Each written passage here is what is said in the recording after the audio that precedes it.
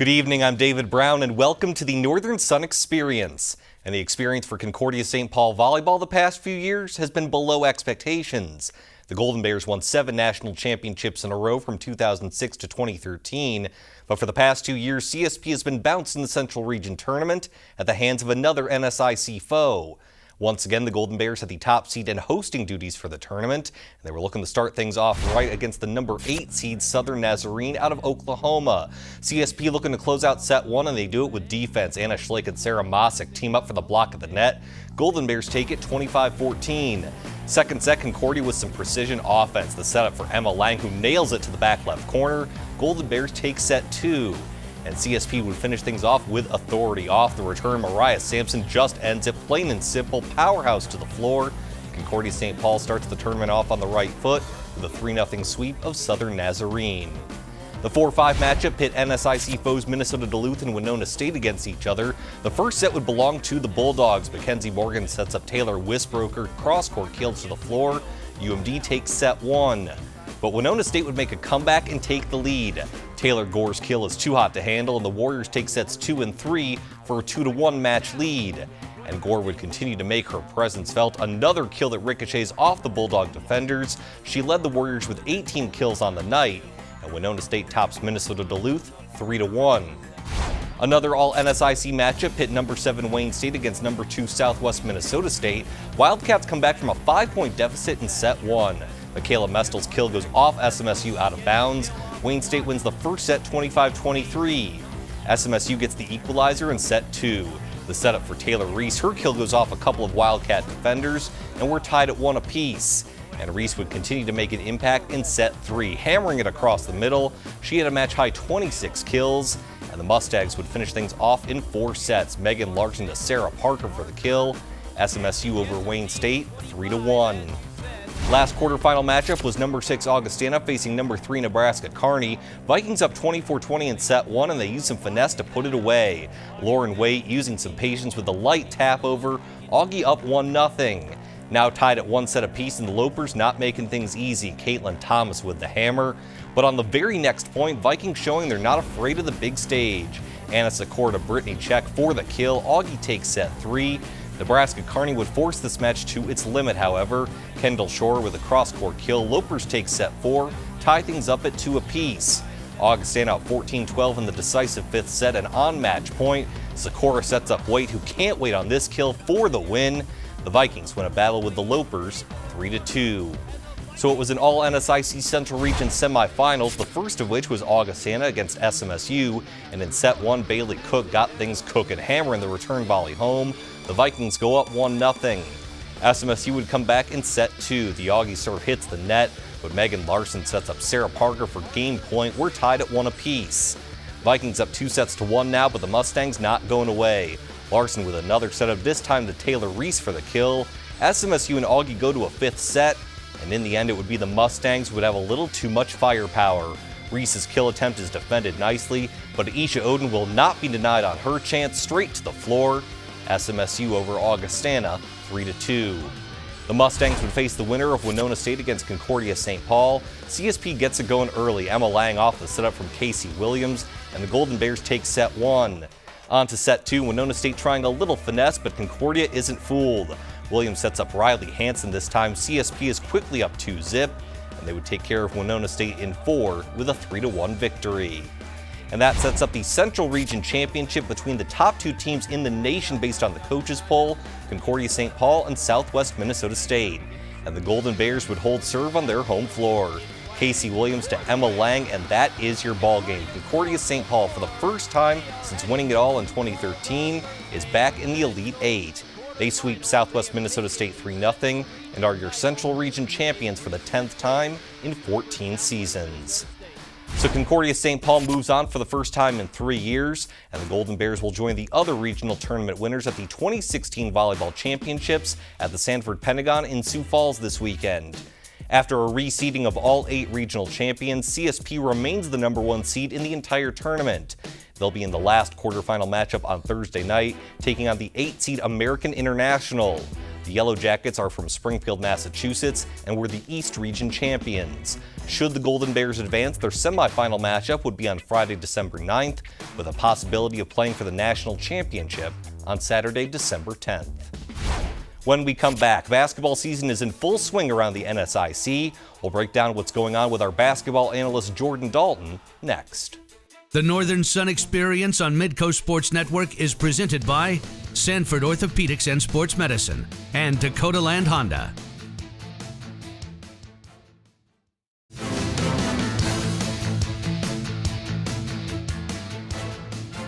And welcome back to the Northern Sun Experience. Excited to be joined for the third straight season by former Augustana point guard Jordan Dalton as our basketball analyst. Jordan, we got to run through your resume one more time. 4 years with the Vikings from 2006 to 2010. You started every game your senior season. You led Augie in assists. You were third in the NSIC in assists, second in the NSIC in assist to turnover ratio, and first in the NSIC in steals. The ultimate lesson, you took care of the ball and took advantage of other people not caring about the ball.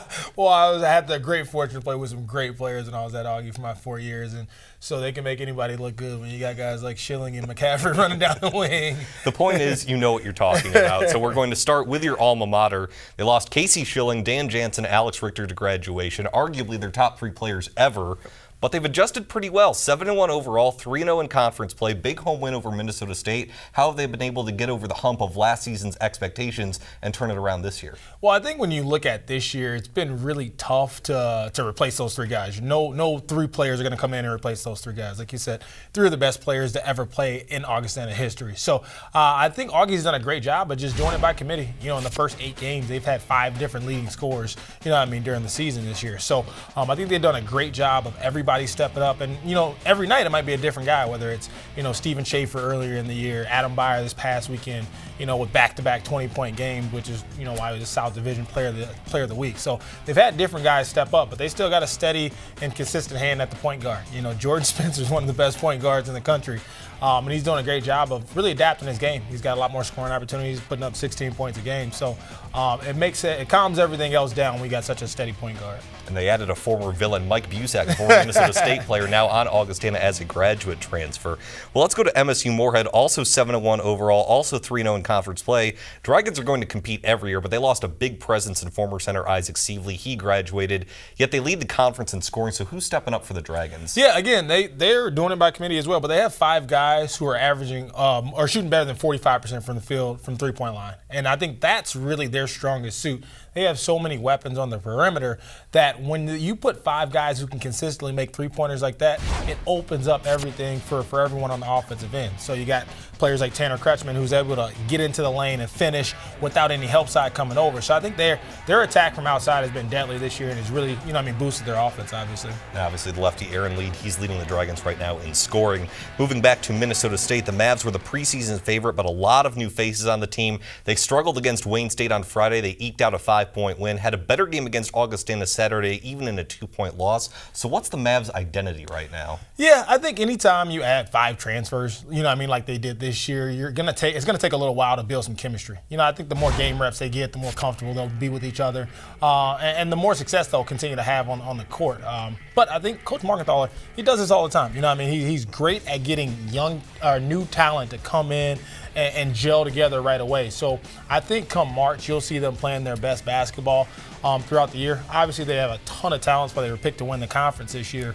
But chemistry just takes time. And so, like I said, Coach Markenthaler is doing a great job. It's something he's not unfamiliar with. He's used to bringing in guys from different programs and gets them to buy in. That's why they're one of the top teams in the conference every single year. So I think come March, they'll be playing a lot better. But you'll also see a lot different team, guys that trust one another and really just kind of have a little bit better cohesion together. You mentioned 5 new transfers this year. They got 6 transfers from different schools overall on their team. Well, the University of Sioux Falls has to feel snake bitten this year. They're 4-6 overall, but of those 6 losses, 4 of them have been by exactly 2 points. That includes a couple early season conference games. How can USF get over the hump? Yeah, I think one big thing for the Cougars is they just have to take care of the basketball. They have 30 more turnovers on the season than their opponents do. And so when you're in close competitive games like that, everybody wants to analyze the last couple of plays of the game, But the truth of the matter is every single possession counts. And I think as you go through some of these experiences, and they're learning, unfortunately, the tough way that, that possession in the first half matters just as much as it does in the last 2 minutes of the game. And so I think their attention to detail and focus has to be a little bit better on a grand scale. So I think if they can kind of shore up some of those things and really treat every possession like gold, they'll start turning some of those losses into victories. Well, they certainly have senior leadership. Their top 6 scorers are all returners from this past season. Well, when we come back, we're going to switch gears to women's basketball and get to Jordan's thoughts on the early season in women's hoops.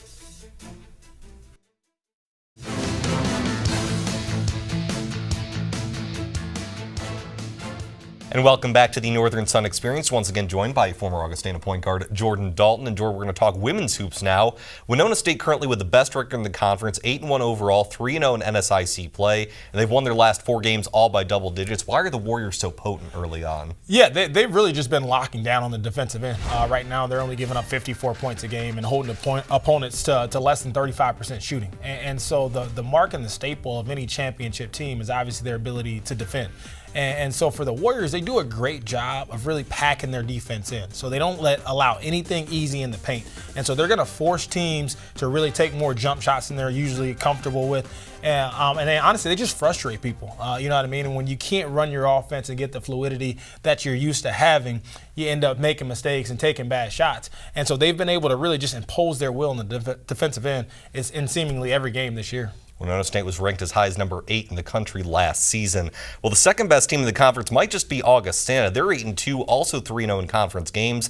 They lost Sophie Kinney to graduation. She was their emotional statistical leader. Who's been stepping up for Augustana this year? Yeah, it's been fun to watch City Rome really go out and put in work this season. She's a player who's shooting 42% from the three-point line, averaging 10 points a game. And that's up from last year as far as her three-point shooting, where she only shot 31% from the three-point line. And so it's nice to see players like Rome come in, and you can tell they've put in the work in the summertime, in the offseason, to really improve their game. And not only does it show up in the stats, but just her confidence that she's playing with on the court. Like you said, last year they had Kinney, who really dominated the ball in a lot of different situations. Obviously a great point guard, but now that ball is moving a little bit more, freeing up a couple more opportunities for other players on the court, and Rome has really stepped up in an impressive way. Rome among a host of returners for Augustana this year. They got the O'Farrells back as well. A lot of great players back for the Vikings. Well, Minnesota State Moorhead also 3-0 in conference play. They've won scoring 50 points. They've won scoring 80 points. So how important to you is adaptability as a team, being able to find different ways to win? Yeah, every game is so different. And so when you see a team, that's able to win, like you said, in a variety of different ways, it just really shows you a whole team that's committed to one goal, and that's to winning the game. Nobody has egos on that team. Nobody cares about how many shots they're getting or who's scoring what. They're just out there to win the game. And so that's been fun to watch when you see a group of players really buy in, once again, to the main goal each and every night, which is tough because we always talk about it. Anybody can go on a couple game streak, but to have some consistently like that over a period of time is really the mark of greatness. So, they can keep locking up on the defensive end. I think they'll continue to have some success. I think no more evidence than that than they won 51-44 at Northern State. Of course, Northern State, well known for playing a slow-it-down defensive style. You bet. Well, St. Cloud State's women are the highest scoring team in the conference. They're coming off a double overtime win over Bemidji State. So what makes the Huskies offense go? Yeah, I think the Huskies are a running gun type team. You know what I mean? If you watch them play, it's a very fun and exciting way of playing basketball. They get up 28 three-pointers a game, connect on 11 of them per game, and so they're really getting shots up early and often. And not only that, heck, they're still shooting 39% from three-point line. So not only are they getting them up at a higher rate, but they're also being really effective. And so they really just speed the pace of the game up. It's really, really tough as an offensive player when you're not used to playing at a certain speed. And I think, what the Huskies do is they just speed the game up so much that their opponents start to get uncomfortable, start making uncharacteristic mistakes. And they really force opponents to play at their tempo. So once again, I'd love to watch them play. It's fun to watch them get out and shoot the ball from three-point line. And hopefully they can continue to have that success. In that double overtime win, they scored 111 points. Well, quickly, what's a team we haven't mentioned on the women's side that's maybe been the most pleasant surprise so far? Yeah, when you look at the University of Sioux Falls Cougars, they're coming out and they're 2-1 in conference so far this year. You talked to her earlier about losing big-time players. Well, nobody was more big-time than Taylor Varshaw from last year's Cougars team. And so they've really come out in the early part of the conference season, had some success early, which I think really builds their confidence. Once again, when you had a player like Varsho last year who really dominated the ball and really did just about everything on the offensive end for the Cougars, it's tough to see how they're going to respond. So it's really fun to see them come out in the early part of the year and have some success. No more evidence of Varsho's impact on the fact that the Cougars won the NSIC tournament last year, picked 9th in the preseason standings thanks to her graduation. Well, thank you very much, Jordan. Glad to have you back this year. Absolutely. It's going to be a blast. Can't wait. Well, thank you very much, Jordan. Speaking of the Cougars, when we come back, our Under the Northern Sun Alumni Feature showcases several former USF athletes and coaches.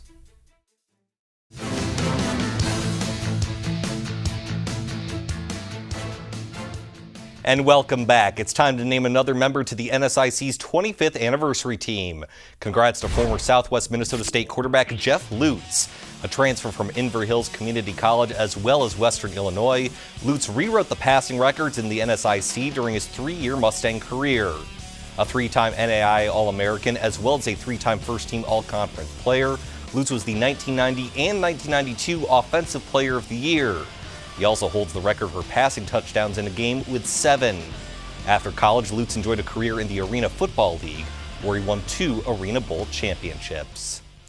Well, the University of Sioux Falls football team just finished its best season in Division II. Although the Cougars' playoff run fell short, their success at Bob Young Field has given USF a true home field advantage.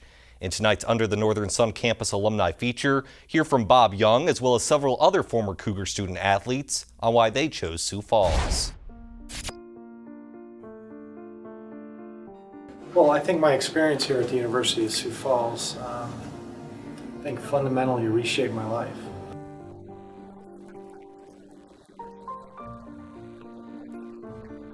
I was going to kind of stay on the farm, and well, I loved the farm, but because of that traffic accident, my brother moved back to the farm and took over that area, and so I ended up looking for a college, and University of Sioux Falls, or Sioux Falls College, was really the only one that really came calling.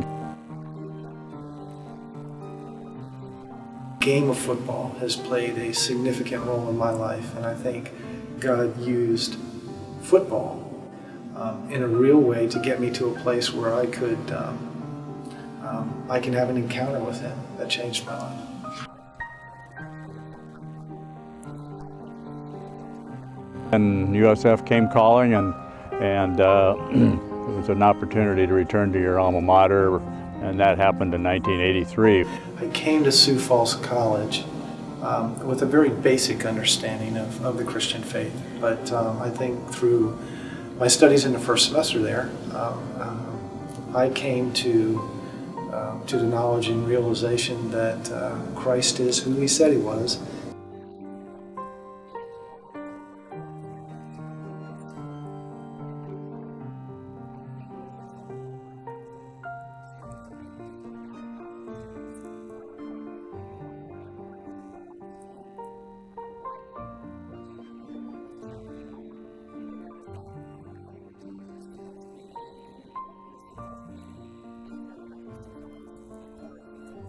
It just seemed like coaching became more and more important to me. The staying involved in athletics, I could not see myself being outside of athletics, but teaching was the avenue to go, and so. Your faith shapes your perspective on all those things, and I think that certainly was the case as I matured in mine.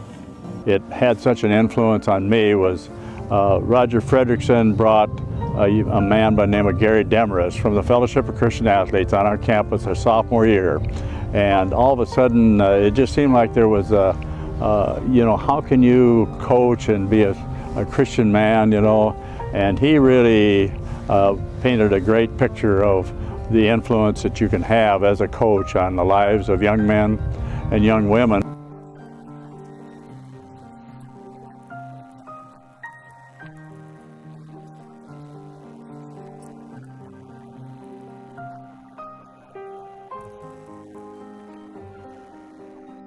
I'm humbled to think that I've had a lot of influence on the lives of a lot of young men. And the reason we love this place is because it produces, I think, young people who have a chance to change the world around them for God's purposes and for God's work, and that gets us excited. When we come back, we put a bow on the NSIC football season. Highlights from Bemidji State's trip to the Mineral Water Bowl are next. The Northern Sun Experience on Midcoast Sports Network is presented by Sanford Orthopedics and Sports Medicine and Dakota Land Honda.